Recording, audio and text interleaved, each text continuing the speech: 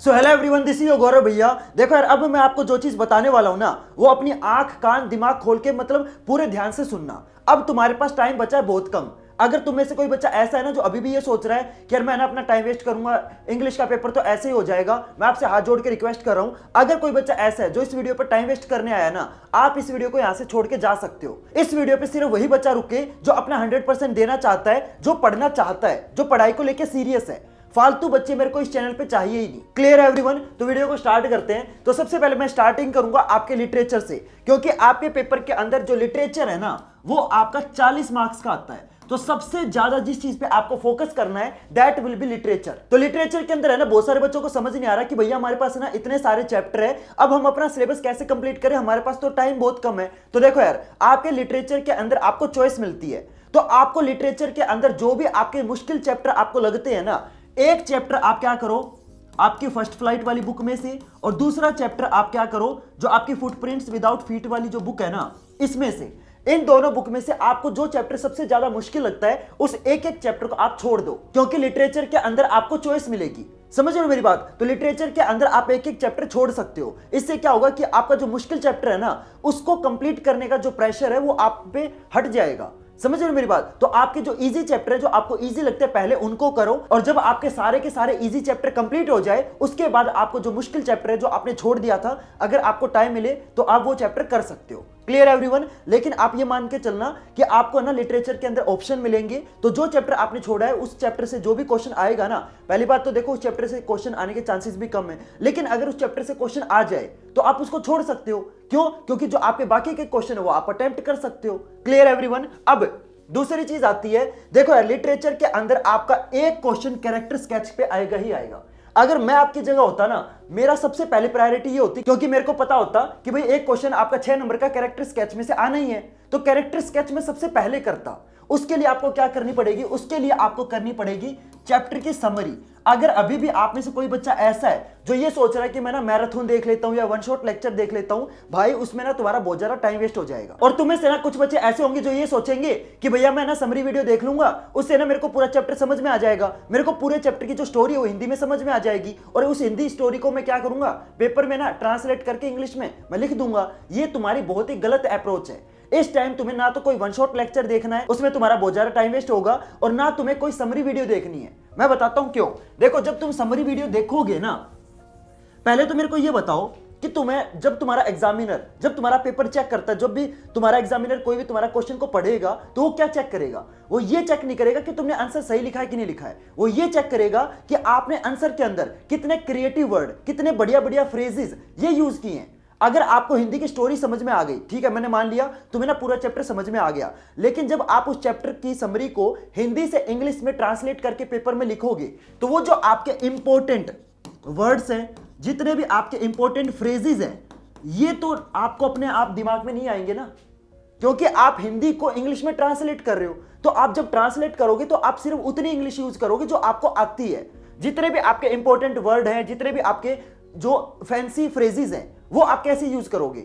वो आप तब यूज करोगे जब आप समरी वीडियो की जगह क्या देखोगे, तुम्हें समरी पढ़नी है। ठीक है, समरी वीडियो देखने से मानता हूं कि तुम्हें चैप्टर समझ में आ जाएगा, लेकिन जब समरी पढ़ोगे ना, तब आपको वो जो फैंसी वर्ड है, जो आपके इंपॉर्टेंट फ्रेजेस हैं, वो आपको समझ में आएंगे, वो आपको पता चलेंगे। लेकिन तुम टेंशन बिल्कुल मत लो, तुम्हारे गौरव भैया ने ना इन सारी प्रॉब्लम का सॉल्यूशन निकाल दिया है, और वो भी कंप्लीटली फ्री में। मैं आपको दिखा देता हूं, तुम्हारे जितने भी चैप्टर हैं, जितने भी चैप्टर हैं तुम्हारे, चाहे लेटर टू गॉड हो गया, जितना भी तुम्हारा लिटरेचर, जितना भी तुम्हारा राइटिंग वाला पार्ट है, जितना भी तुम्हारा ग्रामर वाला पार्ट है, सारी चीजों के जो स्मार्ट नोट्स है ना, वो मैं आज आपको कंप्लीटली फ्री में देने वाला हूं। और ये नोट्स मेरे फ्रेंड पढ़ाई के मजा ने बनाए, तो आप इनके चैनल को भी सब्सक्राइब कर सकते हो। लेकिन ये नोट्स आपको कहां मिलेंगे वो मैं आपको बता दूंगा। तो आप देख सकते हो, ये लेटर टू गॉड वाला आपका चैप्टर है। तो स्टार्टिंग में आपको पूरे चैप्टर की क्या मिलेगी? समरी मिलेगी। और जो समरी हमने बनाई है ना, ये आपके पैराग्राफ वाइज में, पार्ट्स वाइज में बनाई है कि भाई सबसे पहले ये चीज हुई थी, इसके बाद ये चीज हुई थी, तो पूरी चीजें ना प्रॉपर सीक्वेंस में चलेगी। तो आप देख सकते हो, सिर्फ आपको ना 1.5 पेज की समरी पढ़नी है, और इस समरी के अंदर मतलब लास्ट में आपको कंक्लूजन भी मिल जाएगा, और इस समरी के अंदर जितने भी आपके इंपॉर्टेंट फ्रेजेस है, जितने भी आपके एडजेक्टिव है, जितने भी आपके इंपॉर्टेंट वर्ड्स है ना, ये सारी चीजें आपको इस समरी में मिलेगी। तो जब आप इस समरी को पढ़ोगे ना, तो आपको पता चलेगा कि भाई मेरे को कौन से ऐसे फ्रेजेस है जो अपने आंसर के अंदर लिख के आने हैं। जब आप मुश्किल मुश्किल वर्ड अपने आंसर के अंदर लिखोगे ना, तो एग्जामिनर एग्जामिनर आपका इंप्रेस हो जाएगा। लेकिन अगर आप सिर्फ हिंदी को इंग्लिश में ट्रांसलेट करोगे तो आप बहुत सिंपल इंग्लिश यूज करके आओगे। समझ रहे हो मेरी बात? तो आपको फैंसी वर्ड यूज करने, ठीक है? तो आपको पहले क्या करनी है, समरी पढ़नी है, और उसके बाद जब आपको चैप्टर समझ में आ जाए, इसके बाद आपको हर चैप्टर के जो लॉन्ग क्वेश्चन है वो आपको याद करने। अब ये लॉन्ग क्वेश्चन आपको कहां पे मिलेंगे, ये भी मैं आज आपको कंप्लीटली फ्री में प्रोवाइड कर रहा हूं। तो आप देख सकते हो स्टार्टिंग में हमने समरी डाली है, इसके बाद जितने भी आपके एनसीईआरटी के लॉन्ग क्वेश्चन है, जितने भी आपके एनसीईआरटी के इंपॉर्टेंट क्वेश्चन है, चाहे वो आपके इंटेक्स्ट हो, चाहे आपके बैक एक्सरसाइज वाले क्वेश्चन हो, सारी चीज आपको कंप्लीटली फ्री में दे रहे हैं। तो आप देख सकते हो एनसीईआरटी के जितने भी आपके इंपॉर्टेंट क्वेश्चन है ना, चाहे वो आपका ओरल कॉम्प्रिहेंशन वाले हो, चाहे वो आपके थिंकिंग अबाउट द टेक्स्ट वाले हो, मतलब जितने भी आपके इंपॉर्टेंट क्वेश्चन है, सारे क्वेश्चन आपको इसके अंदर मिल जाएंगे। और चैप्टर के अंदर जितनी भी आपके एक्सरसाइजेज है ना, वो भी आपको इसके अंदर मिलेगी। तो आपको ना मैं सारे चैप्टर के आपको ये नोट्स प्रोवाइड कर रहा हूं, और हर चैप्टर की जो समरी है वो आपको पहले मिलेगी। 1.5 पेज की समरी हमने इसके अंदर डाल रखी है। इसके बाद जितने भी आपके इंपॉर्टेंट एनसीईआरटी वाले क्वेश्चन है वो भी हमने इसके अंदर डाल रखे हैं, ठीक है? और आप देख सकते हो ये आपका भोली वाला चैप्टर हो गया। तो सारे चैप्टर आपको मिलेंगे, लेकिन आपको ये मिलेंगे कहां पे? सिंपल आपको क्या करना है, हमारा ना टेलीग्राम चैनल है, टेलीग्राम चैनल का नाम है क्लास 10th क्लैन। बाकी इस टेलीग्राम चैनल का लिंक मैं आपको डिस्क्रिप्शन बॉक्स में दे दूंगा। तो इस टेलीग्राम चैनल पे ये सारी पीडीएफ आज मैं आपको कंप्लीटली फ्री में प्रोवाइड कर रहा हूं। Clear everyone? और मैं आपको एक और चीज बता दूं, देखो जब आप पेपर के अंदर अपना लॉन्ग क्वेश्चन लिख के आओगे ना, जैसे आपने एक लॉन्ग क्वेश्चन लिखा, ठीक है, ये आपको मान लो एनी फ्रैंक वाले चैप्टर का लॉन्ग क्वेश्चन है। तो देखो जब आप अपना लॉन्ग क्वेश्चन लिखोगे, उसके अंदर जितने भी आपके इंपॉर्टेंट फ्रेजेस है, जैसे आपका चैटर बॉक्स और जो टोकेटिव वाला जो फ्रेज है ना, ये आपका बहुत इंपॉर्टेंट है। अब बहुत सारे बच्चे यहाँ पे क्या लिख के आएंगे कि है ना वो बोलती बहुत थी, उसको ना इंग्लिश में, नॉर्मल इंग्लिश में लिख के आ जाएंगे। लेकिन अगर आप उस नॉर्मल इंग्लिश की जगह जब आप चैटर बॉक्स वाला वर्ड यूज करोगे, तो आपका जो एग्जामिनर है वो आपसे इंप्रेस हो जाएगा। एग्जामिनर को ये लगेगा कि यार इस बच्चे को कितनी नॉलेज है, इस बच्चे को इंग्लिश कितनी अच्छे से आती है। तो आपको ना दिखाना है। इंग्लिश के पेपर का जो मेन गेम है ना, वो है दिखावट का, कि आप जितनी ये दिखाओगे ना कि यार आपने इंग्लिश बहुत पढ़ी है, आप जब बढ़िया बढ़िया वर्ड यूज करोगे तब आपका एग्जामिनर आपसे इंप्रेस होगा। जैसे आप देख सकते हो, teacher are the most unpredictable creatures. Unpredictable creature ये आपका मेन वर्ड है।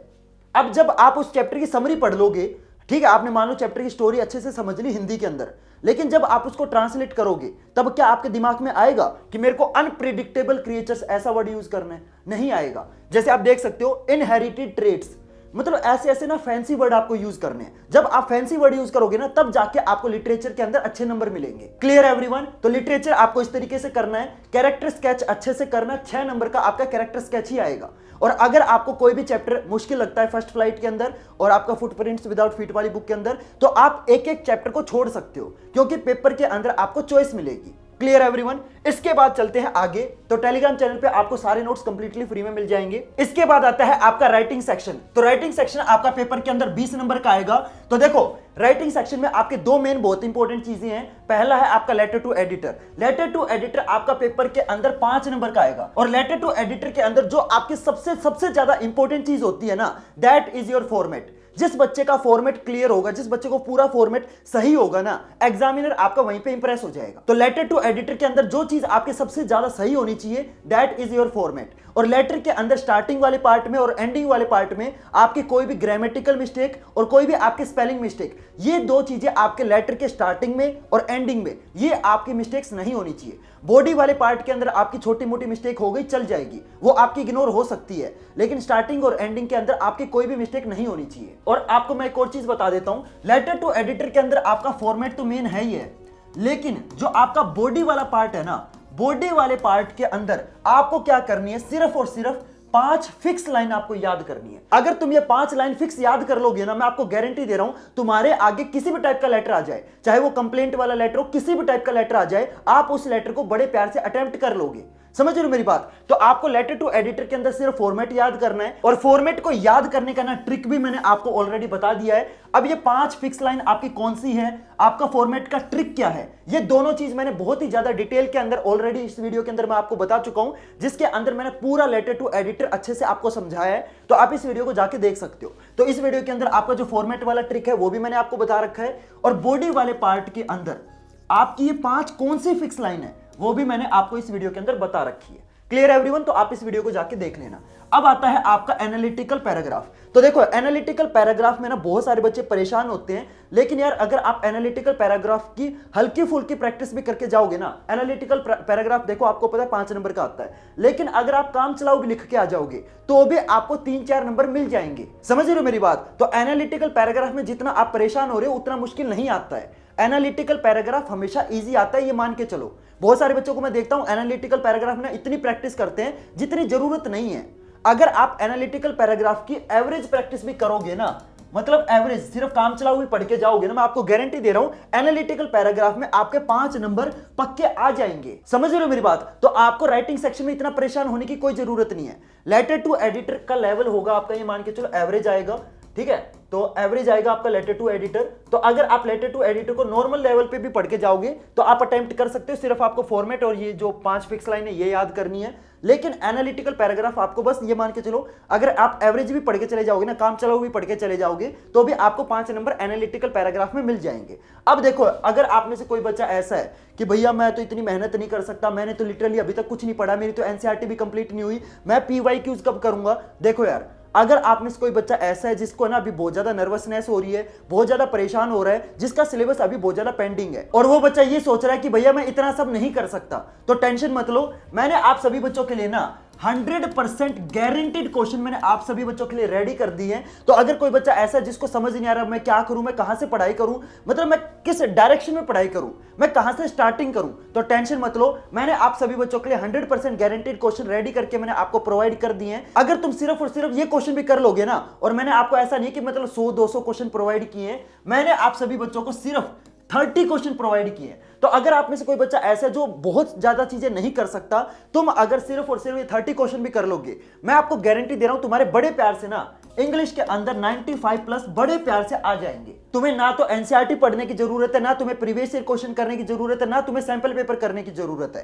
तुम सिर्फ और सिर्फ ये क्वेश्चन कर लो, और ये क्वेश्चन आपके उन टीचर ने बनाए जो तुम्हारे फाइनल पेपर को चेक करते हैं। उन टीचर को एग्जैक्टली पता है कि भाई पिछले 10 साल से ना कौन कौन से क्वेश्चन बार बार रिपीट हो रहे हैं, और इस साल भी कौन से क्वेश्चन के आने के बहुत ज्यादा चांसेस है। वो सारे क्वेश्चन मैंने आपको प्रोवाइड कर दिए हैं, और ये सिर्फ 30 क्वेश्चन है, जिसके अंदर आपको लिटरेचर, ग्रामर, राइटिंग वाला पार्ट, ठीक है, इन तीनों के आपको क्या मिलेंगे? 30 गारंटीड क्वेश्चन मिलेंगे। सिर्फ आपको ये 30 क्वेश्चन करने हैं, और आपका राइटिंग वाला पार्ट, लिटरेचर वाला पार्ट और ग्रामर वाला पार्ट सिर्फ इन 30 क्वेश्चन में कंप्लीट हो जाएगा। अब ये क्वेश्चन आपको मिलेंगे कहां पे, वो मैं आपको बता देता हूं। सिंपल आपको क्या करना है, प्ले स्टोर पे जाके, या फिर अगर आपके पास आईफोन है तो ऐप स्टोर पे जाके आपको टॉपर्स क्लैन वाला ऐप डाउनलोड करना है, और जैसे ही आप इस ऐप को ओपन करोगे ना, तो आपको जो 100% गारंटीड क्वेश्चन है ये आपको स्टार्टिंग में ही मिल जाएंगे। इस पे क्लिक करके आप इन 100% गारंटीड क्वेश्चन को डाउनलोड कर सकते हो।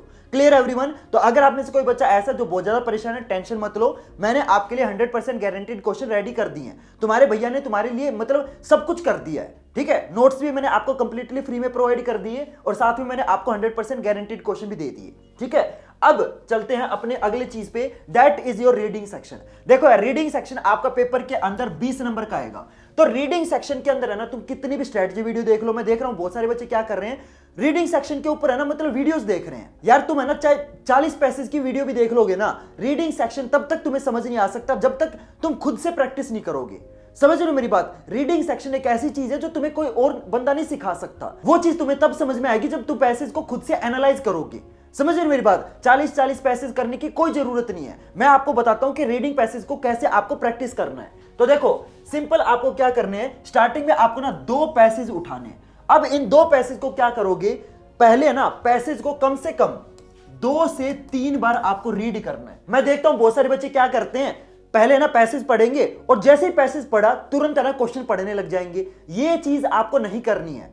पहले आपको क्या करना है, 2 पैसेज उठाने हैं, सिर्फ और सिर्फ पहले आपको पैसेज को खुद से 2 या 3 बार आपको खुद से पढ़ना है, उसको एनालाइज करो कि भाई पैसेज में बोला क्या गया है, उसके बाद आपको क्वेश्चन पढ़ने हैं, ठीक है? और आप एक काम करना, जो ये 2 पैसेज आप सिलेक्ट करोगे ना, ये आपको सोल्ड पैसेज सिलेक्ट करने हैं, ठीक है?